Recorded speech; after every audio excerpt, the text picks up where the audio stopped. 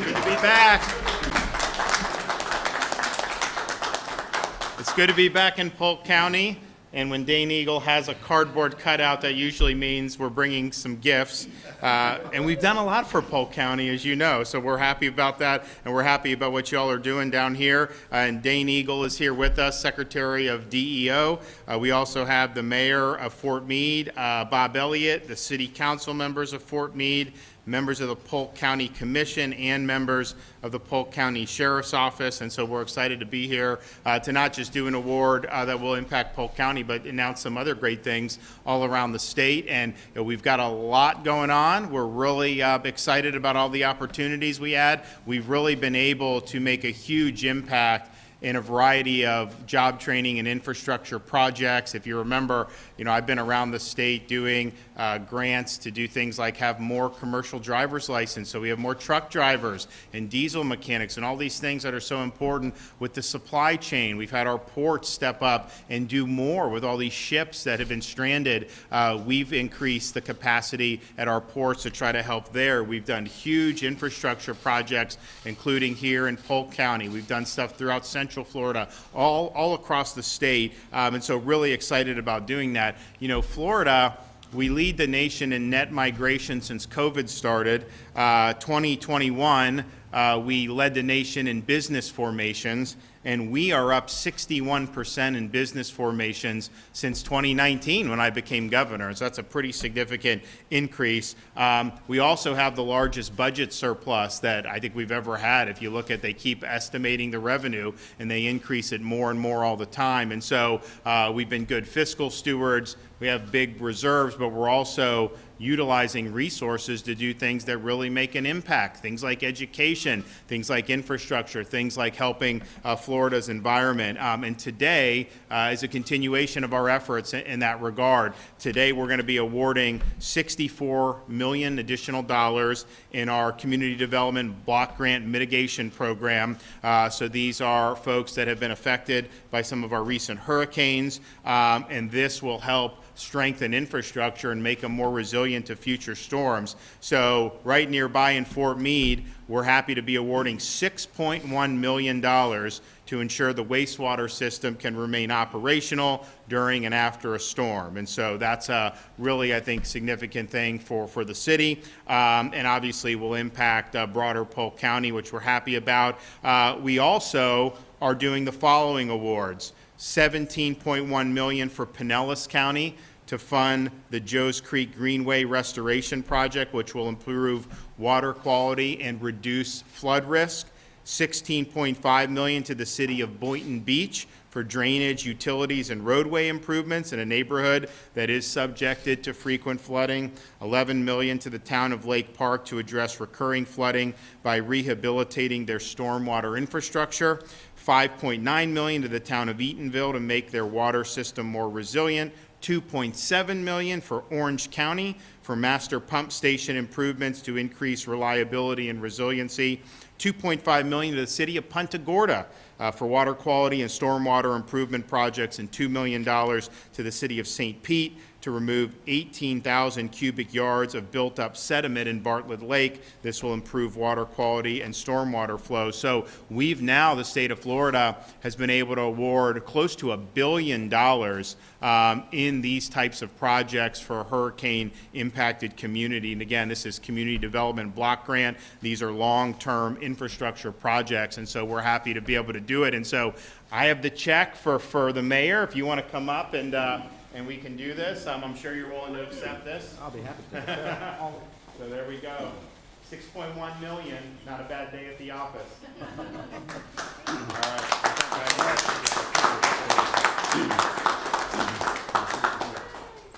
So we're excited about what we've been able to do, but we're also looking forward to do even more with the legislature in session right now. As many of you know, we submitted our governor's budget recommendations in December, and we're calling for an increase in the governor's job growth grant fund. We were able to get, I think, around $50 million in this current fiscal year. We're asking that to be plussed up to $100 million simply because we've had a huge amount of success with it. We've had different workforce programs apply we're able to fund things that are in high demand. A lot of our initiatives with respect to diesel mechanics and commercial driver's licenses and things that are really high demand have been through the Job Growth Grant Fund. It's nimble, it's flexible, and we can meet needs. We've also done a lot of great infrastructure projects through the Job Growth Grant Fund. If you have stings, I mean, we've dealt with stuff in Polk County, we've dealt with stuff in other parts of the state. You know, it helps with industrial base. It helps to be able to have the needed roads that sometimes need to connect key arteries. And so we're really excited of what we've been able to do. We think we'll be able to do even more with that. We're also seeking $100 million for the Rural Infrastructure Fund. We want to make sure that we can help fund really critical projects in our rural communities.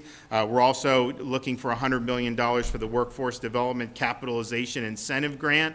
And all told, in our budget request, we have more than $550 million for resiliency projects that protect our waterways, coastlines, and coral reefs. And so we have a huge opportunity to do even more in this current legislative session. So we're working through that, and I think we're going to have a lot of really, really big wins for the people of Florida. And so I'm thankful that Secretary Eagle has worked to get all these CDBG grants out. There's a lot of bureaucracy that goes in this. This is long-term stuff, and that's just the reality that we deal with. But he was able to do it, and so we've now done the entirety of the amount of money that we had set aside for mitigation from CDBG for any part of the state that was affected by Irma. And I think it's going to make a really, really big difference. And so I'm happy to be here. We're going to have the mayor come up, and then we'll have Dane Eagle come up. So Bob, you want to come up?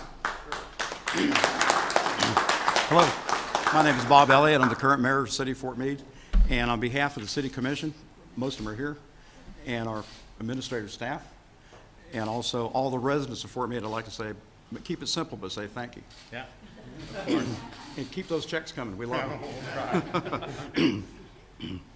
And that's it. Okay. There you go. Well, I will touch base on a couple things. Okay. You know, Fort Meade is the oldest city in Polk County. I did a little research here, which we are exactly 170 some years old. And most of the infrastructure that we're going to change with this grant money is over 100 years old. Oh, wow. So they built it good back then, but we're going to build it better. Good. All right. Thank you. Yep. Okay, Dane Eagle. Well, I want to thank the governor for his focus on disaster recovery, resiliency, and mitigation, which is, of course, why we're here today in announcing these infrastructure grants. But more so than that, even just yesterday, under the governor's leadership, I was down here with Director Guthrie, Division of Emergency Management, looking at the freeze to local orange produce. And we're going to continue to focus on every aspect of disaster recovery and mitigation, especially when it comes to our economy, which is where DEO comes in and is a very important piece of what we do. So for local area farmers and growers, please go on and floridadisaster.biz to the Business Disaster Assessment Survey, which was turned on by the governor, so that we can look to see how we can help. But these grants that we're talking about today, these are monumental for generational growth and protection against future storms. As the governor said, these are long-term grants. These are not meant to be spent on day one. We're looking at the state in a holistic way to see where we can benefit the communities the most. We announced, the governor ran through a list of 8 communities today, and he wanted to be here in Polk County to make that announcement because we know how important it is to this community. We have 12 years to spend the funds. We've got them all out in year 4, and we're going to make sure we're going to work closely with the mayor, the other communities around the state to make sure that they are impactful to this community and that they are resilient for future storms. And we'll keep doing more. But thank you to the governor for his leadership on this aspect. Okay. I'd also just like to say, you now hear a lot of chatter in other states, around the country about, oh, we're going to lift mask mandates on these little children, as if somehow they've just had an epiphany, or even some suggest the science has changed. And let me just tell you, the science has not changed one iota. We knew from the beginning, and that's why Florida never imposed a forced masking policy on school children, and that's why we fought to liberate the kids from the forced masking that was done on the local level, because there was never a justification for it. If you look at what CDC and Biden's administration did, they are outliers in the rest of the world. You look at all the other industrialized countries, not one country was as absolutely insane about force masking kids as the United States government was. And I'm proud to say in Florida, we stood up to the Biden administration, we stood with the parents, and we stood with the well-being of the kids. And I can tell you, these kids are so much happier being able to go to school without having to wear masks for 8 hours a day. So when you start to see them kind of reevaluate or say all this, just understand this. The science didn't change. Well, the medical science didn't change. The political science changed. They feel the heat. They know that voters have been tired of perpetual lockdown policies. They know that they have basically offered no off-ramp, and they know that they're fixing to get whooped at the polls. And so that's what's causing the epiphany. But the fact of the matter is, if they had looked at the actual science from the beginning, they would have known that this was something that Florida was right on. And so I'm interested to see, as more things come, you're going to see more and more of these sudden epiphanies. But this is stuff that we had information on a long time ago. And the way I view it is, when we're doing things like when we were keeping the businesses open, getting our theme parks back open, when we were doing protecting people's jobs, you turn on people have these spasms. Get kids in school, they have these spasms, 2020. I say, it's going to be so bad. And then you fast forward 6 or 12 months later, and then everybody is doing what Florida was doing, from the beginning. And so this is another example of that. We stood up last summer to make sure that our kids were protected and the parents' choices were protected. Now you're starting to see that done, and there's a recognition that at the end of the day, they were ineffective policies in terms of whatever they were trying to do with respiratory infections. But it has harmed kids to be in there with their speech development, their be able to communicate, their ability to see smiling faces. And so, yes, the political science has changed, and so you're seeing some different things. Look, my view is I want all the kids to be in good shape across the country, and so if that's what it takes, that's better than nothing. But don't let anyone tell you that somehow the science has all of a sudden changed. It's been pretty obvious from day one. Okay, with that, we'll take some questions. Governor, speaking of masking, do you support Representative Randy Fine's plan to penalize school districts? That's a 5-year policy on masking in schools? I haven't seen it, and so I'm not sure. But look, we spoke very clearly in the summer with the Parents' Bill of Rights. Most school districts in Florida followed state law, and you could see it. I mean, in the Tampa Bay area, Pinellas had parents' rights, Hillsborough defied the law, and you had no difference in outcomes. And so it was an interesting kind of contrast there. And so our view was they needed to do that. Now, we are in court battles, we did all this stuff. So finally, and we won those court battles, by the way. We'll lose sometimes with these trial judges because, they forum shop and they know where to go with the case. But then we win on appeal. So we did that, and then the legislature came in and completely put the kibosh on any of the defiance. And so I don't know what they're doing beyond that, but I can tell you I do think it's important that school districts follow the law, and particularly when it comes to parents' rights. We want parents to be able to be involved in the kids' schooling. I know it's amazing that in this day and age, that's something that there's not 100% agreement on. But you got some who say parents really shouldn't be involved in this. It really should be these other institutions. And I think that's totally wrong. So we want the parents involved. And I think I can tell you parents are very happy and the kids are happier because we really stood on their side on all these issues. Governor, I want to follow up on an answer you gave yesterday about this so-called Don't Say Gay bill. It's in the Senate committee today. Well, first of all, I didn't say anything about any bill. They just asked me generally about parents thing. I haven't seen any bill. And so my comments were kind of generally about where we are. And so I'm not going to accept with all due respect, I'm not going to accept your characterization of anything. Oh, I'm just asking you about the bill because it's in committee today. Basically, the bill doesn't actually say that. It just says that school districts shouldn't encourage classroom discussion about sexual orientation. I think what they're trying to do, from what I've heard, is they're saying that any. I just want to finish. I really want to get your opinion on this. So basically, the House sponsor says if questions come up, that's totally fine. Kids ask them. This is about school policy. But in today's committee hearing, Senator Baxley said if those things come up, teachers should tell kids to ask their parents. Several people testified it was their parents who abused them or ostracized them for being gay or transgender, and it was teachers who were their allies. Isn't what's best for kids to give them more friendly ears and places to talk about these things and not fewer? Well, I think that what you've seen there's been reports in Florida, different parts of the country, is schools keeping parents out of these decisions. And I don't see how you can do that. Yes, unfortunately in our society, not every parent does a great job, but to keep parents out and to keep them in the dark, I don't think that that's something, that works very well. I also think one of the things that I think the legislatures are getting at is anything should be age appropriate. And I think some would say even these young kids, elementary school kids, I think that's wrong to have them being involved with things that aren't age appropriate. And so, I haven't looked at any particulars of anything, but I do think you've seen instances in which kids are encouraged to be, doing stuff with like a gender ideology. And I think the parents really do need to be involved in that. And so that goes to, excuse me, so we have had reports where people in schools, and I think that's why they're getting at, where people have been, not only the districts, but individual instances of where that has been encouraged not to be shared with parents. And so that, I think most parents, they want to know what's going on in the schools. They want to make sure that everything is age appropriate. And look, at the end of the day, my goal is to educate kids on the subjects, math, reading, science, all the things that are so important. I don't want the schools to kind of be a playground for ideological disputes or to try to inject. So I think it's just, let's get parents involved, let's make sure anything that's discussed is age appropriate, but let's keep the focus on where it needs to be. We need our elementary school kids reading, we need to do better in third grade reading, we need to make sure that our high school kids are prepared to either go in the workforce or go to college, and those are the things that I think are really, really important. And if folks are focusing on that, then I think we'll be all right. To the extent it gets off the rails on that, and then they start to come into some of these things that are more political in nature, that's not really the core mission of what schools need to be doing. What plans do you have to address mental health?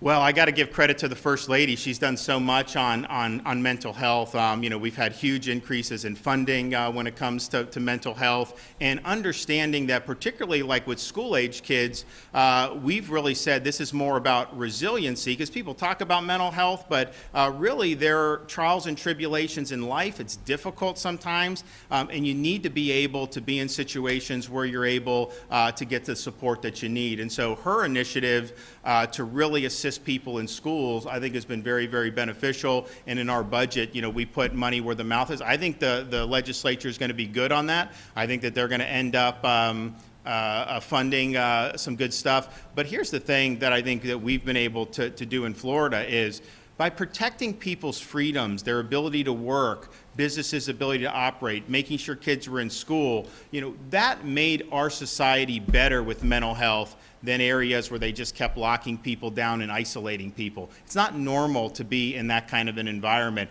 And so we've really encouraged people to live their life, and understanding that you can make individual choices. Different people may have different risk levels, but to shut people out is a huge mistake, and I think it causes huge amounts of problems. That's why I'm proud. If you look, we were like the first state once COVID hit to do a sporting event. We had music. We were the first state to do a full capacity indoor event. We wanted to make sure that people were able to live lives and really get fulfillment out of that. That's one of the reasons why we're working hard now on Patients' Bill of Rights with visitation in the hospitals and in the nursing homes. A lot of hospitals have done a better job on this, but you still have some where you can't get in to see your loved ones. That has a huge toll on families, their emotional health, and I think it impacts physical health. I think if you're in the hospital for something and you don't have that emotional support, I think you're less likely to have a positive outcome. So that is, I think, is very much important in terms of mental health. So it's an important issue. We're going to keep doing it. We focused a lot also on first responders, our law enforcement, our firefighters.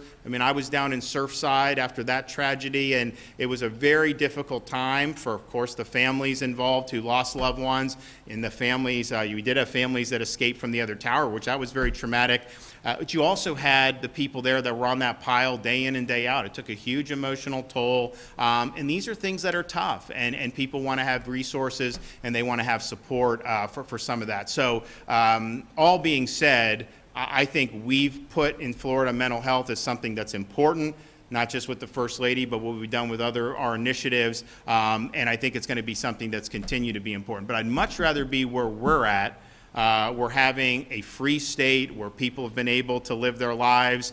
And people will tell me when they come visit Florida, they feel like everybody's a lot happier than wherever they came from. And that's as a result, I think, of the weight of the lockdown policies that we saw for so long in so many different corners of the country. So that wasn't the approach that we wanted to do. And I think we're better off for it. So, okay, guys, well, thanks so much. We will see you very soon. All right, thank you.